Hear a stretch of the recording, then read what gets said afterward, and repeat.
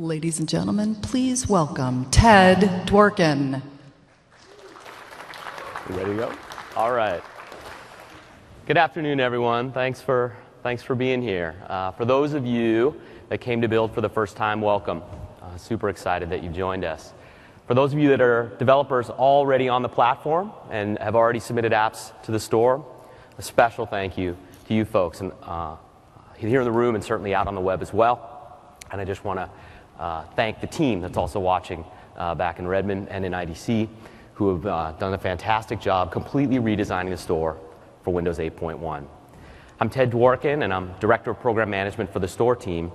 And I'm really looking forward to spending the next 40 minutes or so, 45 minutes or so, walking you through a number of the really substantial changes we've made to the user experience. Now, not only have we re-engineered the user experience, focused almost entirely around doing a much better job promoting and merchandising your apps, but we've also made a number of enhancements to the platform underneath to give you more flexibility in how you bring your app to market. And today we'll talk about what we've done since launch.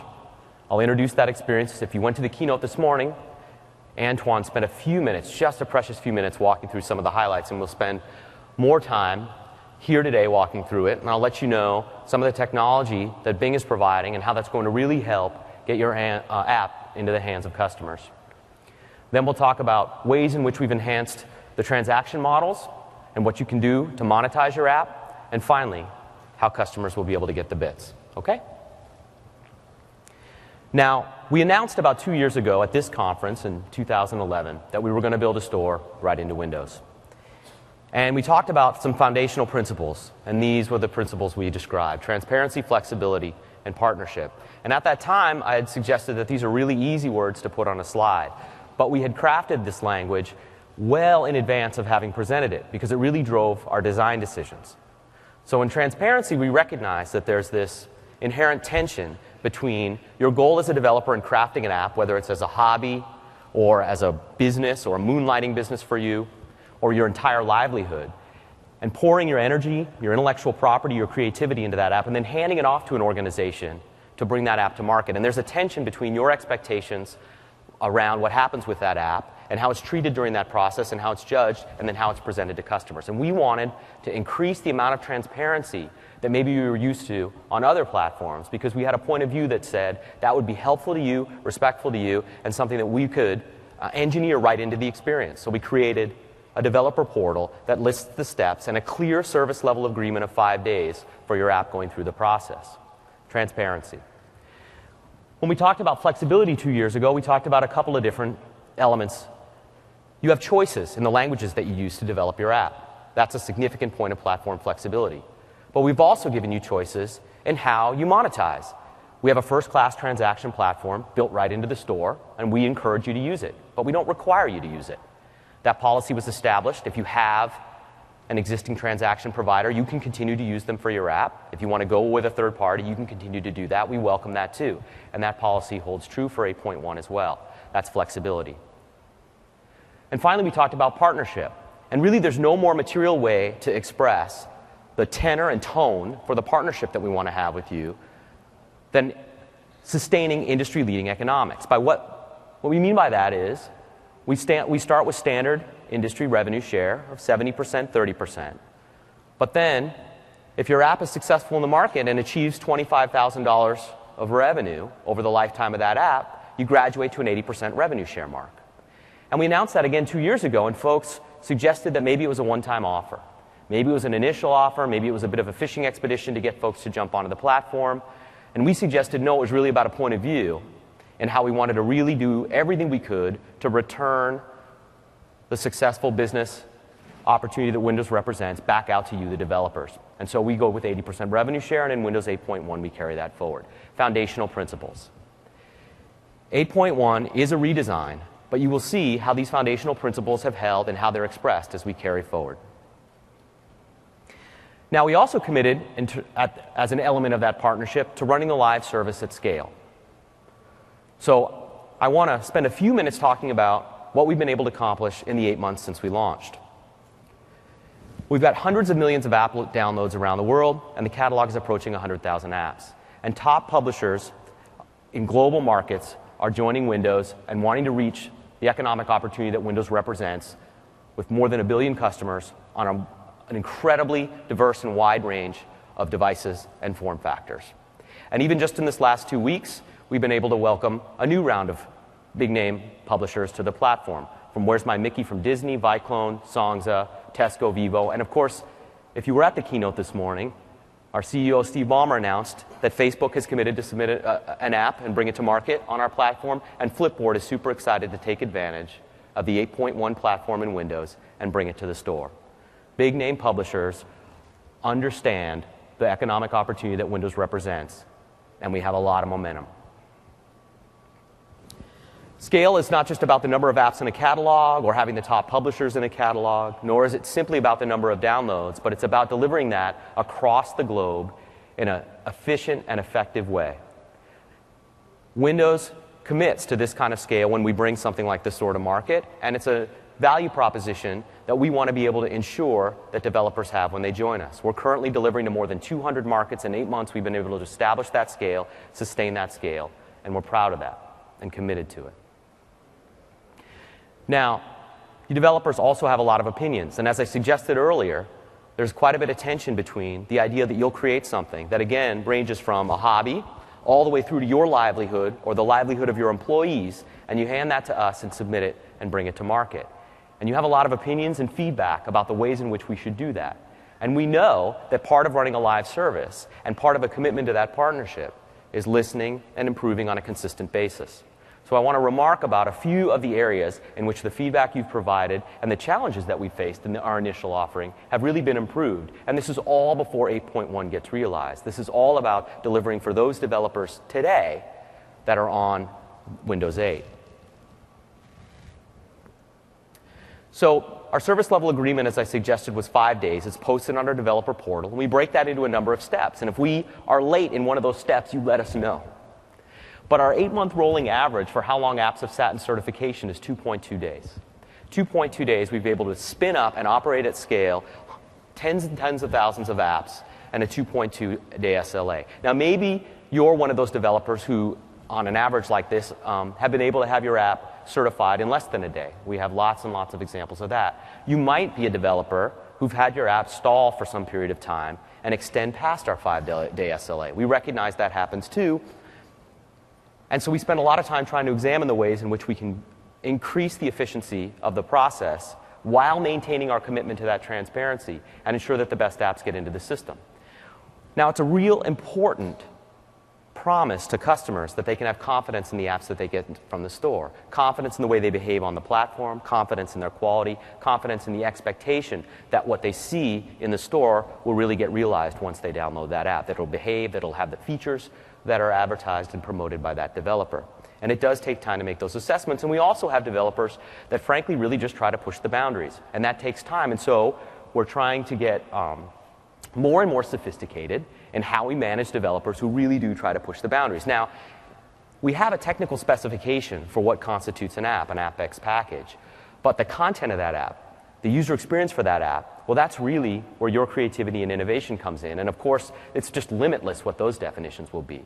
But at the same time, I think we can recognize that submissions such as a single chapter of a book and have that submitted as a standalone app package, and then have that be a really long book with lots of chapters, each submitted as individual apps and stuffed into our certification pipeline, well, that's not really something we want to bring to market. And so there are developers that are fortunately taking that approach, and we need to coach them and help them understand what expectations are, and sometimes that can delay the certification process. But our SLA remains 5 days, and our rolling average is 2.2 days for Windows 8.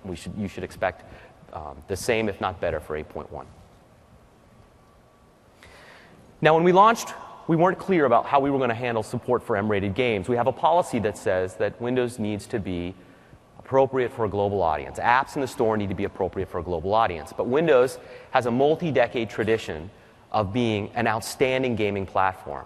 And we remain as committed as ever to to ensuring that the best games can bring their titles to Windows. And this morning, we spent a lot of time talking about what a cross-device platform strategy we have to enable that gaming, whether it be on smaller devices, larger devices, all-in-ones, or your television.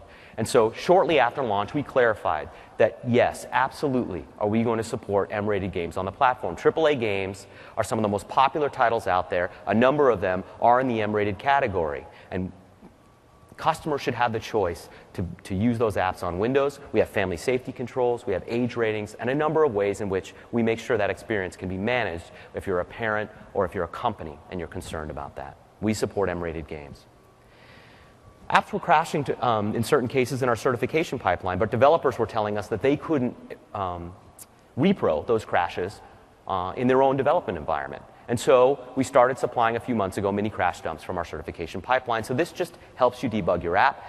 It's straightforward, and we were glad to provide it. And it's just an improvement in running the ongoing service. You were failing on certain policies, and maybe you didn't have a reason why, a clear understanding of why. The policy was too generic, too high level. It wasn't specific enough for you to understand why your app was failing. And so you'd submit again, and maybe you'd hope for just a different reviewer, and maybe you'd hope for that we weren't quite consistent in how we applied the certification policies. So we've started providing more detailed feedback, more structured feedback, more consistent feedback, so that you can understand expectations or help explain why you think that your app should be in the store, and we can take that into account. A few months ago, we enhanced the analytics views in our dev portal. You now have the ability to drill down by market. You can look by the time frame in which the rating and review was submitted. And so you have ability to really focus on those ratings and reviews where you really want to concentrate what your customers are experiencing with your app, whether it be higher ratings and what they really appreciate, or lower ratings and what's really concerning them. We didn't have this level of detail when we launched, and a few months ago we introduced it. So we don't hold everything for 8.1, and as quick as we've gotten to 8.1, we're delivering improvements every month. And finally, we've had to make a number of policy clarifications. Lots and lots of apps were failing on our privacy policy when we initially went to market. We have a very high standard for protecting privacy, and we wanted to make sure that developers understood how they could comply with that policy by supplying a privacy policy for any app that connects to the internet or any app that shares content that could potentially be private information. And so we really needed to educate developers and give you the information that made it, frankly, quite straightforward and easy for you to comply. And so a number of months ago, we updated that policy. We provided additional detail. We clarified the conditions in which we expect a privacy policy. We helped you understand what the bar for a privacy policy was. We blogged about that. We also added some content about how to avoid common certification failures. And our failure rates on privacy policy have dropped way down. Our failure rates on crashes during certification have dropped way down. And it just proves that if we do our jobs in responding to your concerns and providing the feedback you need to do a great job with your apps, in turn, that's just enabling for you. And we understand that. So that's all Windows 8. In the meantime, supporting hundreds of millions of downloads, tens of thousands of apps into the catalog, 200 markets, and, oh, by the way, a complete redesign. Now, we note all of our policies online, and this seems like a really straightforward thing, but if you think about a principle like transparency, you really can't imagine standing in front of a group and suggesting that we hold the value of transparency highly if we didn't just make it clear when we changed our policies. But it also turns out this is an industry standard, and for the life of me, I can't really understand why. For those of you that are developing on other platforms, maybe you've experienced this frustration where you've submitted an app and a policy changes, and it changed sort of underneath you from the time that you started developing your app to the time it was submitted, and it wasn't clear that the expectations of that platform provider had changed. We just put a change log in our policy document. We committed to that, and we've kept it up. So if you ever wonder what our latest thinking is on a particular policy or where we've made clarifications, it's super easy to find, super straightforward, and maybe other platforms will follow suit soon enough. Now, we've redesigned the store completely. Again, you saw a couple of minutes of this earlier today. Bing is really the technical underpinning of this redesign because we wanted to do a fantastic job with app discovery. We launched 8 months ago with a store that's largely structured around categories. It's largely structured around the concept of having a comprehensive catalog, the ability to understand that we had games all through reference and education. But it didn't suggest a very dynamic catalog. And while thousands and thousands of apps were coming in and we were promoting them at the top level through some editors' picks, it didn't really suggest a place that had fresh apps on a daily basis. And so we wanted to do a better job really reflecting the activity that is happening in the catalog. And it is a very dynamic place and a very vibrant and active catalog. We also wanted to take advantage of a bunch of intelligence, big data, machine learning that Bing can provide to recommend apps and create a first-class recommendation service right in the system. And so the fundamental premise of this redesign was to more effectively get your next app into the hands of customers. A simple premise and one that every store should take responsibility for. And we realized we had a great opportunity to redesign in these last 8 months and launch a new user experience. So let's go to a demo. I'm right here on this machine. This is just a Lenovo touch machine, and this is Windows 8.1. And as Antoine suggested this morning, the first thing you'll notice is that there's no number tickling the tile. We moved to auto updates. So in Windows 8.1, apps are updated automatically, and this is great for consumers who don't have to worry about those updates and worry about and wonder whether they've got the latest ones, nor do they need to deal with the annoyance of having that number tickling on their app tile. But of course, it's fantastic for developers too, because it means that it just reduces your servicing burden. The platform becomes much, much, much less fractured when you can effectively count on the fact that updates will get delivered to customers. Now, it is an option. Customers can choose to opt out. We also believe in the idea of user in control. But auto update is the default, and we know the power of defaults. And we also know that the current behavior, customers either ignore all their updates because they just don't want to bother, or they just simply update all over and over again. And so now we have system behavior that just takes care of that for them, and we expect an overwhelming majority of customers to just get their apps through auto update. I'll tap the store tile and launch the store. This is our redesign. I'll pan the home page and spend a few more minutes at each section so you understand why we made the design choices that we did and what the advantages are for you as the developer. We start with our spotlight, then we have a picks for you list, popular now, some new releases, top paid and top free. In the Windows 8 design, our top free and top paid lists sat behind solid blocks of green. And it turned out that despite the fact that it took an extra tap or an extra click, and despite the fact that it wasn't very dynamic, and despite the fact that that list didn't actually show any apps at the top level, lots and lots and lots of people click. Folks want to engage with the store through lists. They want to know what's hot. They want to know what's other customers are acquiring. And so we just removed those green blocks and moved those apps to the surface. Significantly more promotion inventory in the top 2 levels of the store in 8.1 relative to 8. Our first design goal was to just increase the amount of promotional inventory for your app.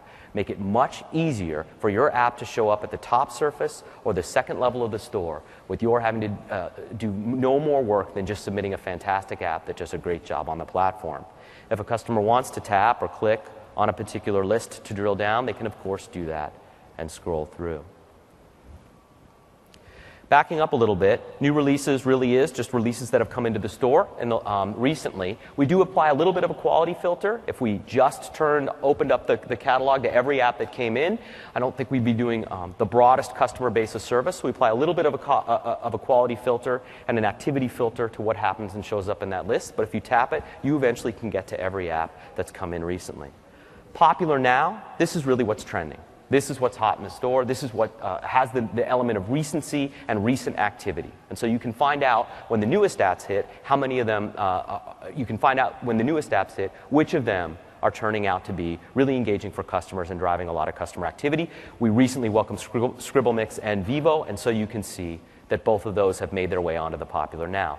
Bing's technology, Bing's machine learning, the signals we send Bing, and the Bing big data engine are what's driving the publication of these lists, and it gives us the service flexibility to be able to change those signals, change the weight of those signals, tune them over time, so we just get more and more and more effective. And of course, these are preview instances of those algorithms. Part of getting the preview out into your hands is for you to be able to play with the platform and understand its capabilities, and also to just inform the data and algorithms that we have. And so when you move to Picks for You, this is a set of personal recommendations for apps based on your specific user account. And there are a couple of interesting things that we're doing here with Bing. The first is that we just annotate why this particular app may have shown up on this list. That will remove some of the mystery about why it showed up, and that maybe removes a little bit of the head scratching about why we might have recommended something specific for you. We have a little not interested signal here in preview that allows you to tell us, hey, this doesn't really work for me. I'm not actually interested in this. But fundamentally, the data driving this is acquisition data and behavior associated with your user account. And it really is designed as the primary way we want to promote apps, because the apps that are most relevant to you are likely to be apps that can be suggested based on a number of different signals: acquisition behavior, eventually usage behavior, comparisons to other cohorts. And we bring all that to bear and deliver it as a service in real time. And it will be a very powerful way to get apps in the hands of customers, apps they care about, and remove a lot of the burden or friction involved in trying to work through a large catalog of offerings to find just the best apps. Now, this is my suggestion list on my account, and I, of course, have a very odd suggestion list. And that's because I download tons and tons of apps, because I take responsibility for the program management and the design of the store. So I'm downloading apps that are really popular and really well known and very high quality. And I'm downloading lots and lots of apps at the other end of the spectrum too, to try to understand what those developers were hoping to accomplish, what customer challenges are. And so that acquisition behavior all gets rolled up and reflected here in the list that gets presented to me. Now, over time, as I suggested, the Bing service is going to be able to understand the difference between the apps that I download that I really love and the apps that I downloaded just to try on for size and I'm not really interested in. And so, again, over time, those lists will not just be reflective of your acquisition behavior, but lots and lots of signals. And then finally, we have our store spotlight. So this is dynamic. It rotates. You can also tap or pan through on your own. And the store spotlight is a great way for apps to sort of graduate, gain visibility, gain a little bit of popularity, and graduate their way through the lists in the store. We know how significant the top free and paid lists are in driving activity. We know how significant it is to land an app in those lists. And it can really make or break a business, particularly a small one. And so we wanted to design a structure on this page where apps show up in the spotlight, or they show up in picks for you, graduate into popular now based on activity, and make their way to top free and paid, and help apps work their way through that life cycle of usage, download, acquisition, and popularity. Now, how do apps get chosen for the spotlight? It's a big piece of real estate. It's a significant opportunity for developers. Well, it's not real estate we sell. It's not ad space that's for rent. These are editors sitting down, looking at the apps as they come in, and making decisions about the apps that we think will do the best job for customers. Sometimes they're big names, and you see those cycling through. Sometimes they're small, independent apps. We have no privilege or bias of one versus the other. Our privilege and bias just is related to the quality of the app, the depth of the experience, how innovative is it, and how does it express our platform values and do a great job taking advantage of the capabilities in our APIs and the devices on which Windows runs. Okay? Now, I reminded folks that the Windows 8 catalog was built largely on the concept of categories. And of course, categories remain a really important construct in how we think about navigation. And so we didn't remove them, not at all. We've created a more effective navigation path for them, and it's really just up here in the app bar. So that's a right mouse click if you're using a mouse, or it's a swipe on a touch device, and all of our categories are available here. I'll tap Games and go to a category page. And the layout is exactly the same as what's on the home screen. Consistent layout, minimal navigation, larger app tiles so that we do a better job using the assets you provide to promote your app. We bring a little bit of the app description forward so that it's easier for people to make decisions about the apps they want to acquire right here on this page. And it's list-driven with popular now, new releases, top free and top paid, and of course, you can tap and see all. And if you do want to drill in to a whole set of games, you have a set of sort that you can do up here as filters, or you can look for free, or apps that do a great job with trial that let you try things on for size. So consistent navigation, lots and lots of promotion space and at the top two levels, better job using the assets you provide to promote the apps at the top level and providing key information in context at the top level. Now, we've also redesigned our app description pages. I'll tap on Crash Course Go. It was the same app that Antoine looked at earlier today, but I want to spend more time with it because he really flew through it. He had so much to cover. So here we've flattened this page and made it easier in one pan or one scroll to see the entire set of information you might need to make a decision about getting an app. In Windows 8, there was a bit of information that was hidden behind tabs, and folks found it difficult to discover that information. We wanted to just bring that forward. We also recognize how important ratings are in a consideration for an app, and so we designed a new presentation for our ratings that gives you a nice distribution and makes it really clear right off the bat what set of customers, how many customers love your app, and how many customers are maybe struggling a little bit with your app. You can tap through the screenshots right here. We do a better job of advertising the fact that you've supplied a number of merchandising screenshots, and this looks like a pretty rich and fun app to play with. We pop a few reviews to the top page here, more app details, so you have an understanding about the privacy policy, for example, and which architectures are supported. And we've created promotional service right here on the app description page as well. Related apps come in by way of machine learning and Bing, and we now support apps from this publisher. It's a request you've been making for quite a while. For those developers that have submitted multiple apps to the platform, you want a way to be able to promote those apps to customers that have acquired one of your apps. So we supply that right now for 8.1. Now, I'll go ahead and buy this app. It'll give me an opportunity to talk about a couple of elements of our transaction platform. I have a strong password, as you all should. And now that'll go. Now you see, we don't take you to an install page as we do with 8. We took you to a fairly flat install page. Not much was happening on that page other than install. So what do? We leave you right here in context. Up in the corner, the install is occurring, and you see status. The notification will come out if the internet cooperates here, and we'll be able to tap that tile and go straight to the app if you want. Or as you saw earlier, you can go to the All Apps view and see that app installed. But we also promote additional apps right here in line. So we don't take you to effectively a dead-end page that's for updates. We just promote another set of apps to customers right here in line. Over and over again, reinforcing promotional inventory, more opportunities to get apps to customers in context. Now, I'm going to go to my settings because I want to talk a little bit about how that purchase was managed on our platform. I'll swipe down and tap your account. Now, there are a couple of interesting things on this page.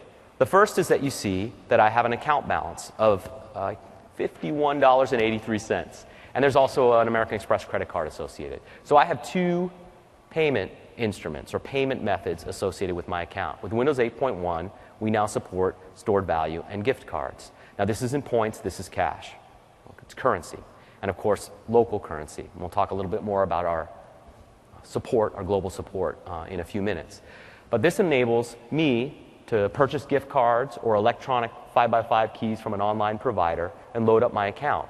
It's also a great way to set up child accounts and load them up with a fixed amount of currency so that you can control the amount that gets spent to buy apps. And it's a really flexible way for consumers to buy. And we know from our implementation of stored value in other parts of the business that it's an incredible reducer in friction in purchase. It's a significant enabler in the number of purchases that occur, particularly with respect to small purchases that happen in the context of apps, such as an in-app purchase. And so we're really excited that we're enabling this. And this is one of those great virtuous cycle elements of the system, meaning that consumers have more flexible ways in which they could choose to buy apps, and they can gift, and they can set up child accounts, and in turn that flexibility benefits developers in terms of increasing the transaction rates that occur. Now, if that balance goes down to 0, the credit card just takes over seamlessly. There's no prompts or no need for me as a user to do anything to manage my account, or you as the developer to worry about anything associated with that. If you just use our transaction platform, if the stored value drains, the credit card takes over.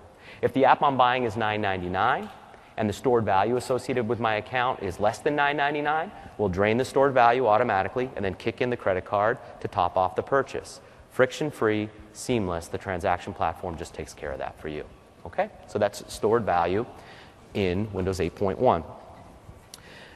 Now, I bought that app and I'm excited about it, but I'm interested in other apps. I'm a big soccer fan. Today's the Confederation Cup. Nobody leaked to me the outcome of the Brazil game. I only got to watch the first half. But I love soccer, and I'm going to search for some soccer apps. 8.1, we put the search box right on the main page. It's persistent throughout the UI.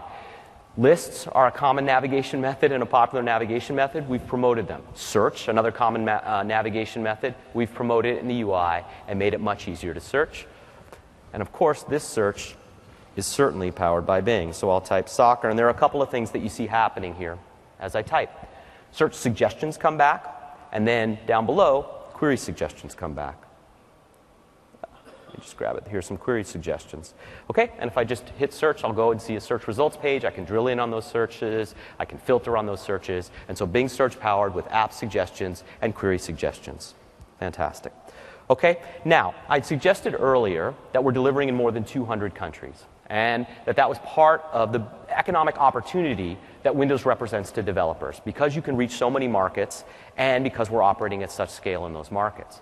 And so when we supply transaction options such as stored value, that does help reduce a lot of friction in the process traditionally associated with credit cards. But we know that around the world there are lots and lots of transaction providers, and they're unique to certain markets. And they aren't necessarily the transaction providers that we're used to here in the US. And so we've added support in Windows 8.1 for Alipay in China.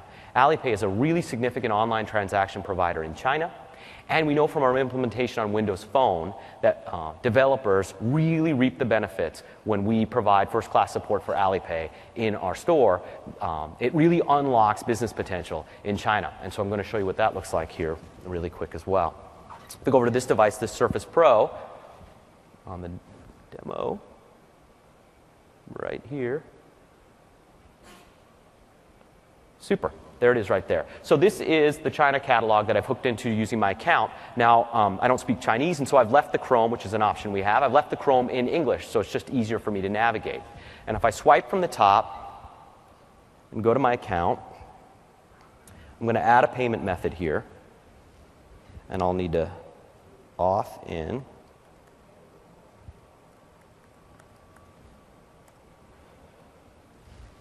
And that'll go out and ping the service, and there you go. Now I have an option to add a credit card to this account for China. We support international credit cards, but it isn't the most popular payment method. And so it does introduce some friction in terms of people interested on Windows devices and acquiring apps. So we've added Alipay support. Now the interesting thing here is Alipay is an asynchronous transaction provider. It doesn't work like PayPal does here. It's not a seamless and inline transaction, and in fact, transactions need to be confirmed via SMS on your phone. So we've done the work and abstracted the challenge of wiring up that transaction circle, and developers don't need to worry about it at all. If you want to deliver your app into China, you just need to do a great job crafting an app that makes sense for that market. You need to submit it for certification and mark China as a market you care about. And Alipay support just comes from your calling our transaction APIs. We'll take care of the asynchronous aspect of the relationship to Alipay. We'll make sure the payments get processed, all the confirmations get cleared, and that just shows up as revenue to you in Windows 8.1. So that's Alipay support operating at global scale. And of course, every time we stand up here and talk about improvements that we've made in achieving scale, we recognize that for every country where we have specific support, a country, there's a long list of countries that we have yet to get to. And so we're chasing after this in real time, in service time, to continue to bring new providers onto the platform so we can enable transactions at the scale that Alipay will enable in other markets. I want to return to slides for a couple of minutes before I do the last demo here. So that was our store design. I'm going to spend a few minutes talking about platform changes now. So the benefits of designing the user experience so that it's easier for customers to find great apps, and enhancing the power of promotion with personal recommendations. But we also want to make sure that we're bringing more flexibility to developers, making good on our principle, our founding principle there, and giving you new options for how you develop your app and how you monetize your app. Let's step through that. Consumables. We now have first-class support for consumables with the store transaction engine. We simply didn't have it when we launched in 8, and we knew we needed to add it, and we added it as quickly as possible, and it's there for 8.1 preview. Now, consumables, of course, are these repeated purchases. So your coins or your armor or your filters in your photo app. And we've made it straightforward so that you can manage a large catalog of consumable offers and change them dynamically without having to resubmit your app. So you will be able to do in-app purchase and sell consumables on a highly scaled basis through our transaction platform with 8.1. I'd mentioned stored value and gift cards, and I wanted to make sure you understood the size of what we're bringing to market. This is 41 markets that will be supported at launch for stored value and gift cards. But it's not just supported for Windows. We'll support the same gift card, the same stored value on Windows Phone and on Xbox. In any of our stores, you'll be able to load up your account through your Microsoft account, have that recognized through the other stores, and be able to spend against it. It's incredibly flexible, and it's a great benefit to consumers, but it'll really drive significant revenue for developers. And so the gift cards will come out like this. They'll be offered in these local currencies. We'll make them available at retail, and again, you'll also be able to buy electronic versions of them online. So we're super excited about that and the flexibility that's going to provide. So that's platform business opportunity for developers. App bundles. This is a concept that we haven't talked about yet today, at least not in the keynote.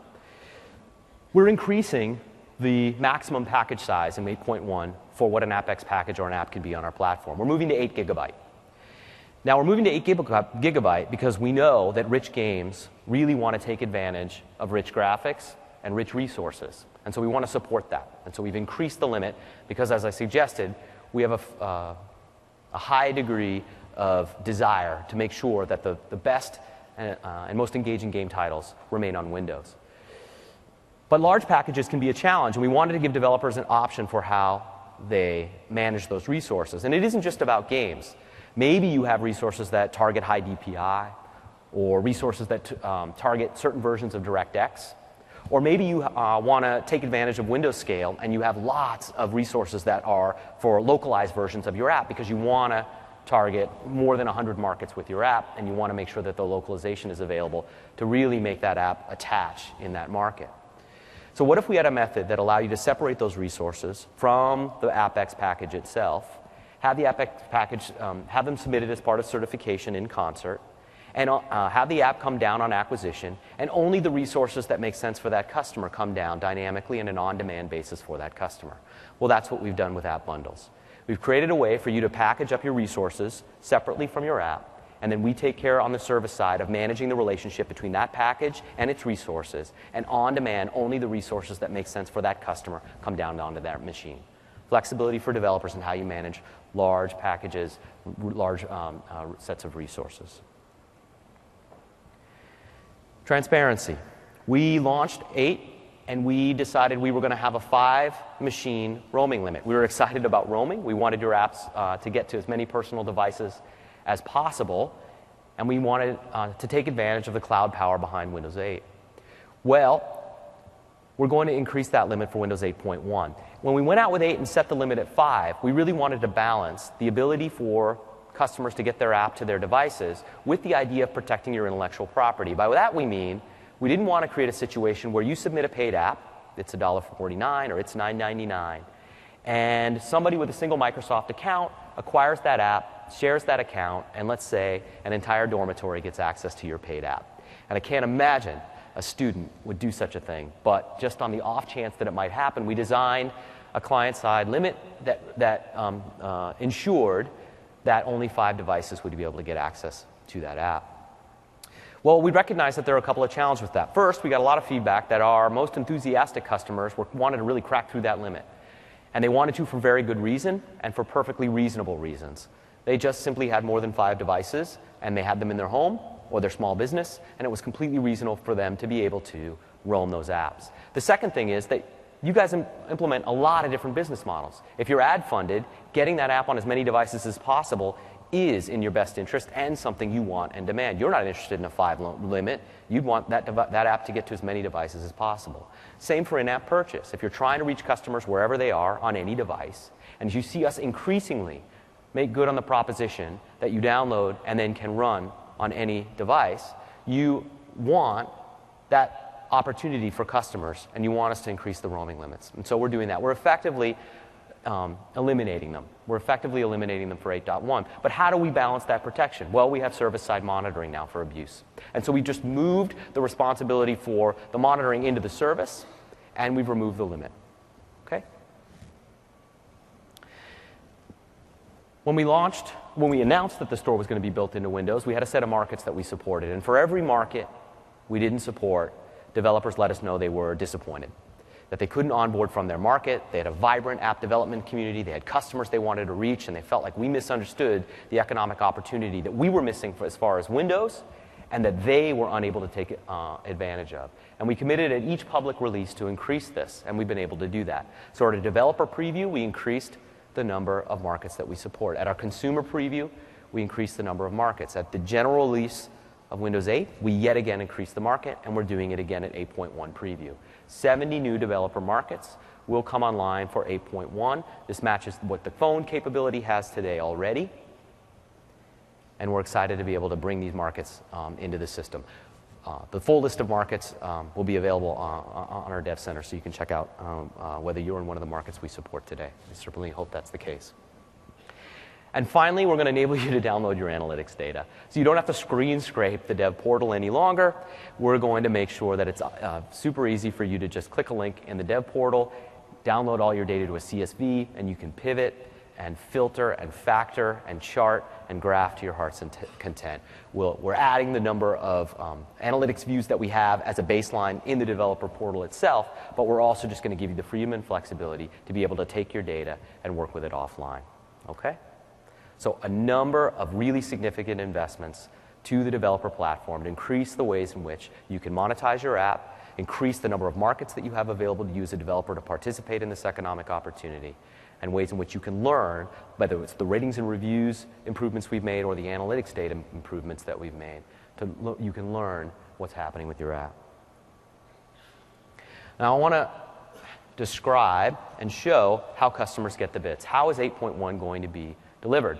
And we have a new experience for that as well, and that experience is really designed to just ensure that the most customers get the latest version of the software. The update is free, so of course we feel fantastic about promoting the heck out of it and making it super easy for customers to get it. This of course is tremendously in the interest of developers as well, again to reduce that servicing burden, but also because, as Antoine suggested this morning, all of your 8 apps are better on 8.1. They're better because of the investments we've made in performance, in graphics, in windowing, in multitasking, in how we support portrait and landscape. They're just better on 8.1. So we share a common goal of getting as many customers as possible to 8.1. And so we're just going to make sure that that update is available through the store. So let's take a look at that. Here we go. This machine right here. We can bring that up on the screen. Great. And you know this is 8 because the store tile has the number sitting there, and I have a bunch of updates that are pending. And so this is Windows 8. I'm going to tap on the store tile, and you'll see right away Update Windows is an option that's available in the Spotlight. Now I'll make a distinction here between how we're handling this today with the 8.1 preview and what's going to happen when we're open for general availability. Of course, the preview comes with the caveats that usually are there for a preview. It's not production-ready software, though we think the quality is extremely high, and we're excited for thousands of you to download it tonight if you haven't already, or to play with it on the USB sticks that we've given you, of course. And so we're not going to make this available by default to all Windows 8 customers today. They're not all interested in the preview, and we're not, and that wouldn't be a responsible thing for us to do. So today, if you want to participate in the preview, and you're not here at Build, we send you to preview.windows.com. You go to a website, it's our preview launch website, you download some bits. After you download those bits, this Spotlight is available for you to be able to launch your update. Okay? So the large Windows 8 customer base that's sitting outside this cone of Build and are outside the millions of people who do download our previews and just want sustained production software, they won't see this experience until we launch for general availability. You go to the website, you download some bits, and this tile is available for you in the store in the preview. However, at general availability, we're going to flip a service switch, and this tile will be there for all customers. All customers on Windows 8 will see that they can now update their system right here through the store, and we're going to encourage them to do so. And again, it's a free update. Let's tap on this tile. It's just a giant promotional tile that takes you to the page from which you launch the download. Tap on download, and away you go. There's no Microsoft account requirements. You're just off and running from this page. Now, there are a couple of other things that we're doing to promote the update. We'll have system messages that remind folks that it's available so they go to the store. But we're also going to do some things with the catalog that make it clear that the update is available. So I'll tap back and tap Vivo. And now you can see under the promotional images associated with Vivo, there's a banner there now. So this is Windows 8 that now has the bits on 8.1 preview for being able to update through the store. And you see we've decorated each app description with a note that says the preview's here. Tapping on it just takes you back to that update recommendation. Why did we do that? Well, all Windows 8 apps are better on 8.1. All Windows 8 apps are better on 8.1, and we just want to get as many customers as possible to that update. And so, once this service switch is flipped, all of these apps in the catalog will be decorated. Every Windows 8 app is an 8.1 app by default. Our commitment to application compatibility continues. There's no reset of the catalog. When customers move to 8.1, the full complement of 8.0 apps are there, as long as you, as developers, choose to leave your app there. It'll just carry forward, and it will just work. And so we want to let folks know every 8 app is an 8.1 app, and we'll promote that to customers. Okay? And that's how we'll handle that. Now, you have choices as developers, and you could submit an 8.1 app, a unique 8.1 app. How does that show up to Windows 8 customers? Well, we're going to promote that as a listing. We're going to promote that as a listing down to 8 customers. We want the 8 customers to know, unless they upgrade, they can't take advantage of that great app you provided on 8.0. So I'm just going to show you on a slide what that will look like. You can go back to the slides. It looks like that. So Movie Moments is an 8.1 app. In the 8 store, instead of an install button, it just has a Learn More. The Learn More takes you to that promotional page to get the download. So when general availability of 8 goes out, 8.1 apps are listed to 8 customers as an encouragement to update, and the 8 apps are decorated with a promotion to upgrade. As many customers as possible getting onto the latest software, and the software's free, and every app's better on that latest software. So you as a developer have some choices to make. You have some choices to make in how you want to realize the benefits of this seamless transition to 8.1. You can leave your 8 app and continue to service it, and that's fine. You can choose to create a new 8.1 app and take advantage of new platform capability, and that's fine as well, of course. Or you can choose to take your 8 app and update it to 8.1 to enhance it, taking advantage of one of the thousands of new APIs and new system capabilities that are in 8.1. And if you do that, we make that really easy. We make it easy for you to make that transition. We give you the option to simply associate your 8.1 package with the same app ID, your existing 8 app ID. And if you create that association, we'll ensure that customers who go to 8.1 always get your latest version. You don't need to worry about that. That will just come down from the service.